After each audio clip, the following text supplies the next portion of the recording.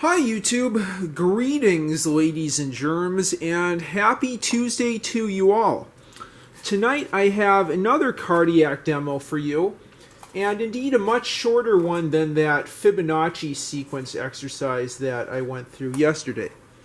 Although this exercise is shorter, I will anticipate that it'll pack a very big punch for how short the program is.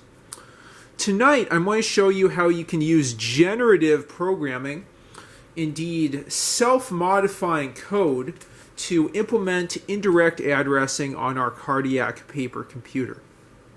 The cardiac computer by default does not have indirect addressing, but that doesn't mean that we don't have useful creative minds with the ability to create programs that implement indirect addressing and make our cardiac computers Turing complete. As someone commented, my cat wants this to be purring complete, and I think once there's introlect addressing, it will indeed be purring complete, as she's indicating to me right now behind the camera. Anyway, it's very good to have such a supportive supervisor who really likes low-level programming and is trying to get her electrical engineering, computer engineering dual degree. Okay, so with that said, I'll show you on the left that in our input card you can see a number of different data values and instructions written in from 1 up to 18. I use the bootstrapping process I talked about 2 videos ago to enter in this program for indirect storage by processively going to the first instruction up here at, I shouldn't say the first instruction, going to the first memory cell, and thus the first instruction there is 001, load the first value from the input card into memory location 01 and increment input card 1, move it down 1 value. And I went through that successively to load in the program and then finally load in the jump instruction to memory location 20 at 02. So right now I have my computer paused at memory cell 20. That's where we'll go ahead and start. And so this instruction is 105. And let's see what that is. I'll get these address sliders down below. Set to 05. 05. Just got that free there. And 1 says erase accumulator, copy contents of cell 05 into accumulator. Okay, so what's in cell 05? 100. Okay, so I'll go ahead and get my dry erase marker and write into the second level of the accumulator here. I'll go ahead and copy 100 into the accumulator, and we'll proceed to the next instruction, moving the ladybug ever so gently down. And we'll see the next instruction is 206. What is 206? Okay, so the second 2 values are the address operand, or the operand and also address. This next instruction says copy not copy, add contents of cell 06 into accumulator. If you don't believe me, just read the words there before you. Okay, so let's do that. Let's copy, or I keep saying copy. Add contents of cell 06 to accumulator. What is in 06? It is 0, 4, 2. Now what happens when we sum that? We get a total of 142. Now that should be interesting. Okay, so now we'll move our ladybug down, and the next instruction is 623. What does that do? I already have some idea of what that's going to do, because I went through this program a few times. but I think you'll really enjoy this. Okay, 623. Now this is a copy instruction. I'm just foreshadowing the next part of the story or whatever it would be. The next instruction is copy accumulator. Hopefully you can see that. Copy accumulator into cell 023. But wait, boys and girls, there's something already in memory cell 23.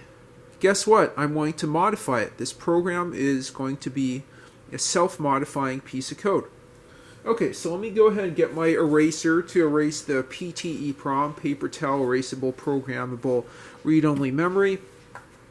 And let's go ahead and copy that accumulator value into cell 23. Okay, what is that going to be? That I'll copy that value over. That is going to be 142 there. 142. And I'll move down the ladybug. Not so gently this time. Since I'm so excited. And we'll go ahead and see what on earth this 142 thing is doing. Okay, so now erase accumulator and copy contents of cell 42 into accumulator. Okay, so let's erase that accumulator there and see that 42. I haven't put anything in there. I'll just call that 0, 0, 0. Okay, and now I'll move to the last and final memory location here. Move that cute little ladybug down. Laminated paper has feelings too. Don't make the laminated paper cry. It's cute laminated paper. Okay, and then the last instruction is 900. And after I do that, I'll just explain what this did and how this gave us indirect addressing. 900. Advance card. What is it? Bug to cell 00 and stop.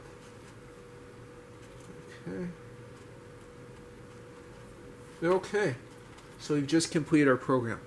So my cat's wondering, what on earth did you do, John? Why is this whole indirect? What's this whole indirect addressing deal? Why does it matter? How do you implement it? So I should have explained at the beginning. Indirect addressing is the idea that you have a memory cell refer to another memory cell. So not necessarily a memory cell containing data or an instruction, but a memory cell telling you, being a pointer to another memory cell that actually contains the data you want. When we wrote this program, what I went ahead and did is put in the accumulator a location that we're interested in, 042, that's in 06, and used memory location 06 as a pointer. The generative aspect came from adding memory location 05 and 06, and then putting that in memory location 142 to clear and add the contents of memory location 42 into the accumulator. So essentially we implemented indirect addressing using one memory location as a pointer to another by adding together two values to create a new instruction. It's true that with the cardiac computer, you have to have actual absolute memory locations as operands for the respective instructions, except for instructions like shift, and I think there's another one, maybe halt and reset as well. For the other instructions, you use absolute memory operands. But this is showing here that we can add a value from a particular memory location to a value in another to create a command that then indirectly accesses memory location located in a previous cell. So we can have that indirect addressing in addition to direct absolute addressing. Anyway, so hopefully that wasn't too confusing or too complicated, but I think that's super exciting what we can show here in just 5 memory cells plus 2 data values in memory at memory cells 05 and 06. Anyway, I'll hope to have more cardiac programming demos in the near future. I might try to do multiple this week or one each day before going back to the Kenback and the Canon Cat computer that just walked past. I hope you enjoyed this video. I hope you found this helpful, educational, maybe even entertaining. Maybe you found me entertaining and not completely dull, monotonous, and boring. Anyway, so with that, thank you so much for watching. Please leave your thoughts, suggestions, or questions in the comments below, and like and subscribe as always. Have a great one.